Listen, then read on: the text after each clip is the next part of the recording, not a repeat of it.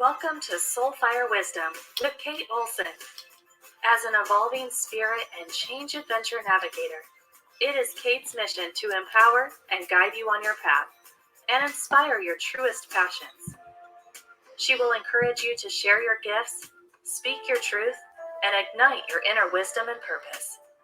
She hopes to do so with a little humor and grace, and her own soulfire passion.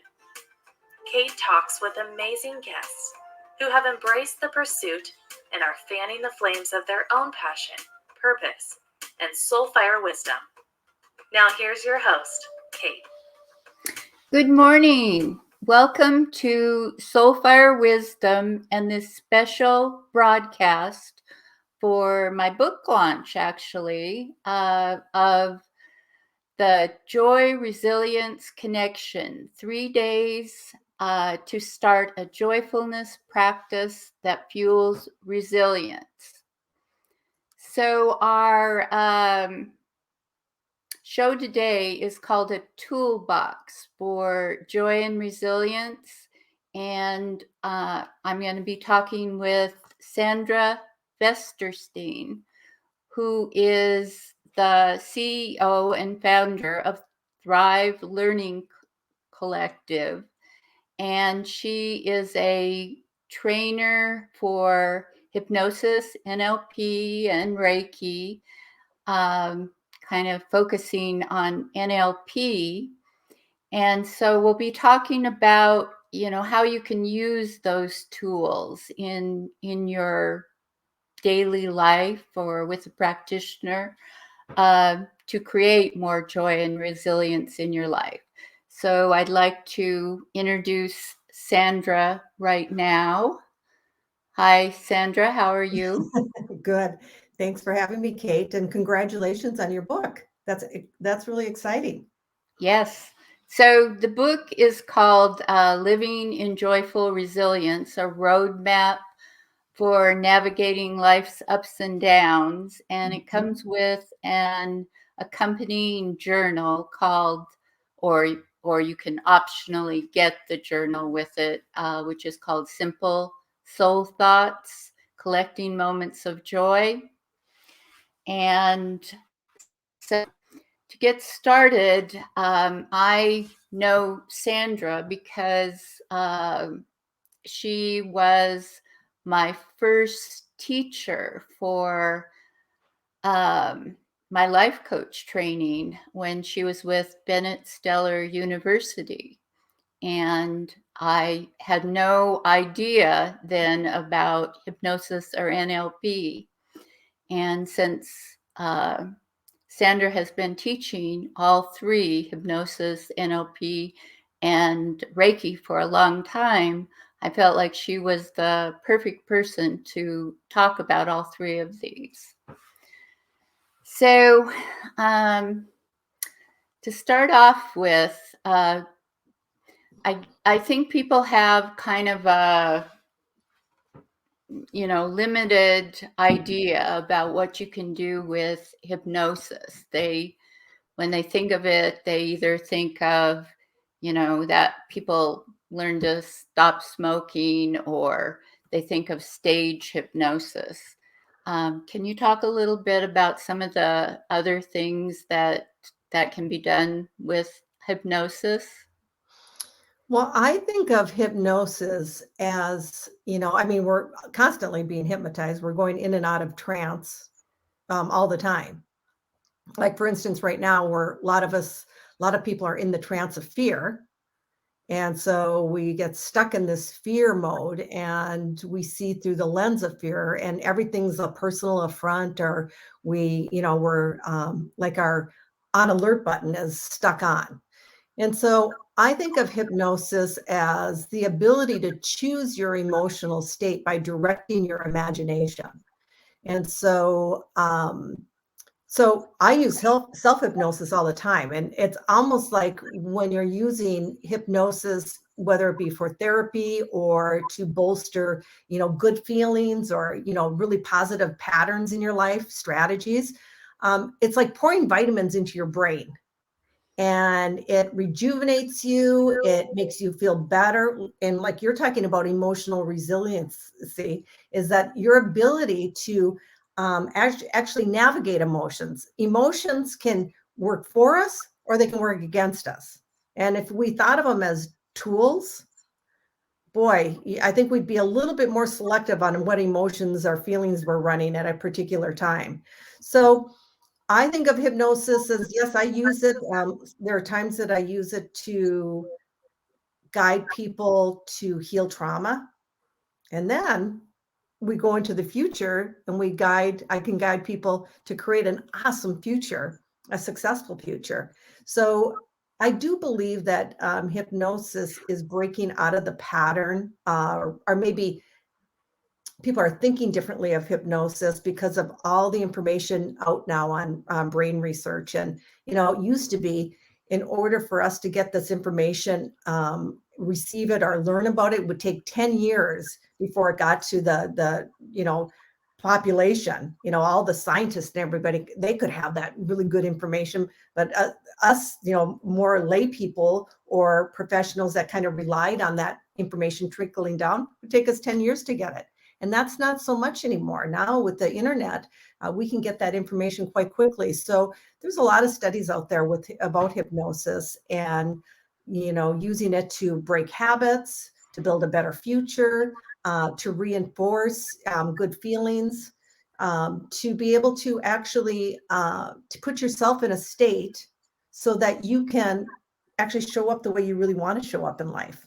So Yeah, a it's lot very of different now. people don't realize that when they're stuck in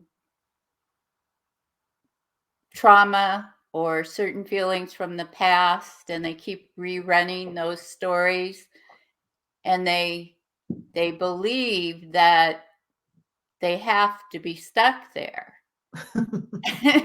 and don't know that they don't have to be. Mhm. And that's one of the things that hypnosis and even NLP can help you Mhm. change.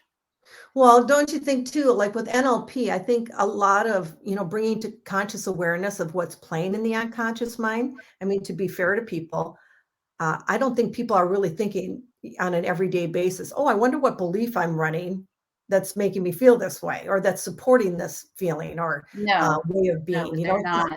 We're not trained that way. Um, However, when we get to learn that, 95% of our actions are automatic or habitualized. We don't even think of doing it. Like they even say that we are acting or behaving, we take action or make a decision 5 seconds before we're consciously aware that when we've made the decision. So I said yes to this interview 5 seconds before I was consciously aware of having to say yes, because it's a pattern in my past. Some other people have asked me to do interviews and I have a pattern that says yes. And so bam, yes. And because we're colleagues and I want to support you, I thought, well, that would be a great, So think of all the stuff we do automatically that we don't even slow ourselves down enough to say, wait a minute, wait a minute, wait a minute. Is this really what I want? Is this how I want to behave? Is this how I want to feel in a situation? We don't do that. And I guess, for Kate, with your book and teaching people how to, what I told you before the interview, be a joy collector, it's like, how you have to teach people how to do that. And once they develop the pattern, they're going to seek out more joy. And that's Well, really a beautiful space.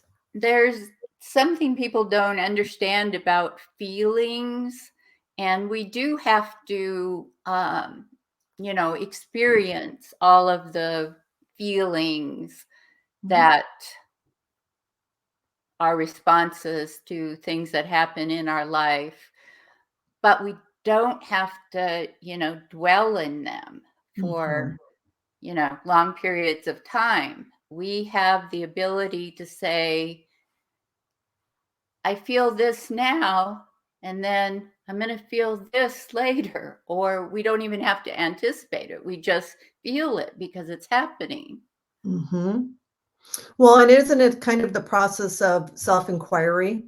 So that when we can take a step back and if we took the judgment out of feelings and say, take good, bad, right, wrong, and maybe place it with, because this is still a judgment, is it useful or not in the situation that I'm in? And if it's not useful, instead of pushing it away or ignoring it, because it's like, I think that's equivalent to like when you're at the beach when you were a kid and you had a beach ball and you try to keep it underwater. As soon as you let your hands off it, it poosh, came back up. Well, I think that's kind of the same thing with emotions. The more we push it away or we attempt to repress them or whatever, eventually they pop up. Yeah. So I always believe that we should, or it's in probably our best interest to befriend them, befriend all the emotions, and ask them, like, how would you treat a friend that was having that emotion? And my biggest thing is when I have an emotion that it's making me feel uncomfortable, instead of pushing it away, I say, gosh, what is the message? What would you like to tell me? What do I need to learn through this? And just get present with it. We have this whole mindful movement going on, and that's really a form of hypnosis because we're taking a focus on mindfulness, and Yeah. that's what hypnosis really is. Self-hypnosis, or maybe even a little closer to NLP, because we don't really have to be in a trance for it. Mhm. Yeah, but So, once you start focusing yourself and you start asking those mindful questions, your brain starts running a different pattern. And that's the beautiful thing about this. So, I mean, I don't think there's ever been a better time than now to learn this resiliency. And I don't know about you, Kate, but I have been seeing a lot of people that have had so many emotional buttons pushed lately, and they're in this unresourceful state and they're trying to heal themselves, but they're yeah. unresourceful. And so it's like Yeah. little 7-year-olds running them, and they're thinking that this little 7-year-old is going to be able to find the skills and resources to help them out, when really the adult version needs to do that. And Yes, so, I was just actually talking to my nephew about this the other day. He had just been in the hospital, mhm, and he's a grown-up adult, mhm. and he was feeling really, he was in pain, but he was feeling worse because his wife wasn't able to come see him while he was in the Mhm. hospital. And he was getting those like little kid feelings of being, I'm Oh, all alone here. mhm. And I said, yes, that it is really funny how, as an adult, when we're sick or hurt, we go back to those child feelings. Like, I Mhm, know whenever I'm not feeling well, mhm, I don't want I want the lights on. mhm, It's not mhm, like I'm afraid of the dark, but mhm. just that it makes me feel better if the lights Right, are on. right. So I think we have some of those little embedded, feelings that they're from childhood or past, you know. Past experiences, right? Yeah. Well, this is what bringing NLP into this. I think the cool thing about that is a good feeling is just a thought away. And so, I recently had, after I had the COVID booster, I had a pretty significant reaction. And living by myself right now, I started to get a little scared. And then I went, stop. Is this going to be helpful? Yeah. No, that's not going to be helpful. So just remember a time that you felt really safe and secure.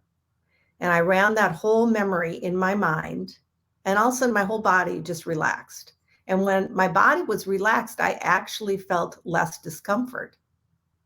And so, I, for us, as far as resiliency, if we really embrace that a good feeling truly is a thought away, all we have to do is remember a time that we felt that way, and we can run that program, and all of a sudden, all those chemicals flood into our body, and we have that sensation of a feeling that we call, or an emotion that we call a feeling.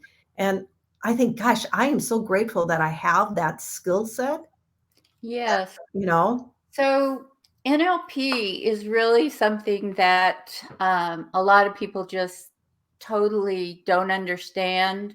Mm-hmm. And the whole big word, Mm-hmm. neuro-linguistic programming Mm-hmm. kind of throws a lot of people off too. Mm-hmm. So can you kind of explain a little bit about exactly what neuro-linguistic programming is, as far as, just, The basics. yeah, Basically, an it's understandable little synopsis that, well, I'll do my best to demystify it. I really believe NLP is, well, like Richard Bandler often says, it teaches people how to think. Everything we're doing, we're running off of a strategy. You have a strategy to do this podcast. You had a strategy to write the book. Some of our strategies are really, really efficient, and some are not. So if we're not getting where we want to go, then we're not broken. There's nothing wrong with us. It's like we're running the wrong strategy, or you could think of it as we're not cooking with the right recipe. So if I want to make banana bread and I'm cooking for a chocolate cake, I'm baking for a chocolate cake, I'm not going to get banana bread. So NLP teaches people how to combine their thoughts, their feelings, their behaviors, their belief systems, their attitudes to be aligned with where you want to go. yeah, I think of it as kind of a management tool. Yeah, exactly. Yeah. It actually conditions your mind for success. So you're running patterns all the time. That's how our mind works. And so we're conditioning our mind to take a certain pathway to get the results that we want. And a lot of people, like hypnosis, a lot of people don't know that they've used NLP techniques in their life, that they've, learned in another way or been told about, like envisioning something that Yep. you are, that you want to do, and then that helps you perform it better when you actually do try to do it. A lot of people have used that technique, especially like athletes, and that is an NLP technique. Yeah, I mean, I was just working with someone yesterday and we were talking about values, and he was talking a lot about what he's attempting to avoid. And then, asking him what he really wanted. He had a little bit of it, but he didn't have a lot of, what he wanted. And so how would you know where to go if you didn't ask yourself, what do I really want? Where do I want to go? You can't, if you don't ask yourself a really important question, they're like, where do I want to end up? What's the end result here? What do I want to achieve? How can we set I call it our little internal GPS to the location? So people, when they don't have a clear vision on where they want to go, they get stuck in avoiding the pain, but they have no place to go to, and so, and then there's another challenge. People want to find out where they want to go, but they're running insecurity and doubt and maybe shame and disbelief. Or like you said a minute ago, they're thinking about all the places they don't want to go. Yes, yeah. And that's a hard way to get someplace. Yeah. Well, it gets to where you don't want to go. Yeah. Right?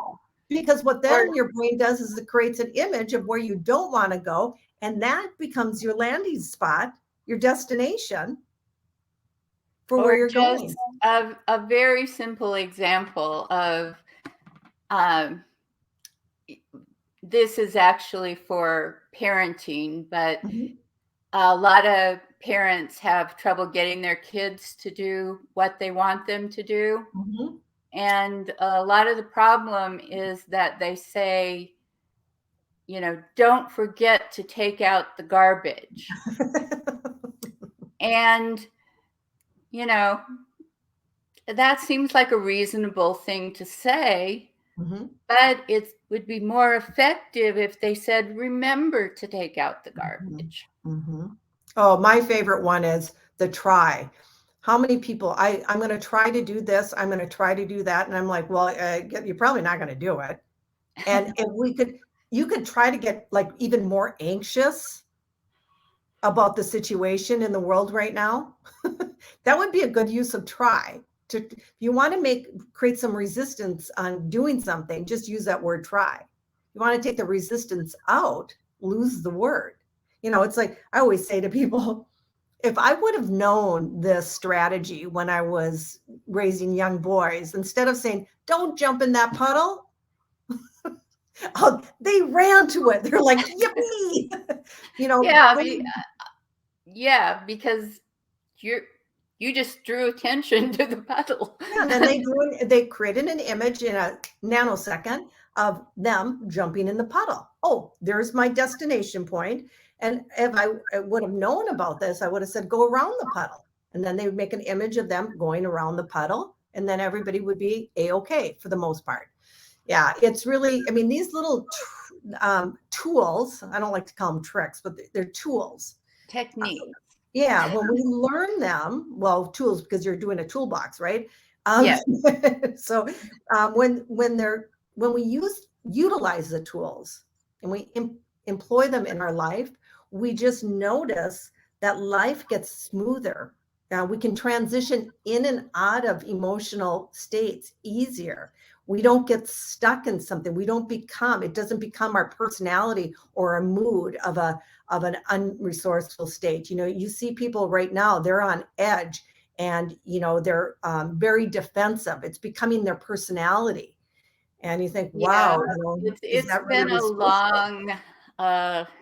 long time, and it's really been wearing on people. Yeah. So another thing, though, that people have a hard time, really grasping and understanding how it works is Reiki. And, that is also a tool that right now can be very, helpful. Right. So can you explain a little bit of how that works? Well, I'll give you my explanation of Reiki from when my little guy was, my son was about, must have been like 7. And one of his little buddies was saying, well, what's your mom? And what does your mom do for a living? And he goes, she's a Reiki master. And he goes, what's that? And he goes, it's pure love. And so I think of Reiki as is just being a Reiki practitioner. We're working with energy, divine love. And love has a certain frequency, and fear has a certain frequency. And so when our body's in fear, our body systems don't work as well. We don't think, as positively. We attract people, places, and situations that are maybe a little bit on edge, and we're tense. We're holding on to things tightly.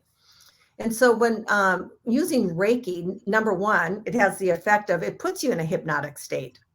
It puts you in a brainwave state that is, you're very relaxed. Your parasympathetic system turns on, and you just can chill out. And when you're in this relaxed state, your imagination can work, benefits to finding solutions for things, finding alternatives, all that kind of stuff.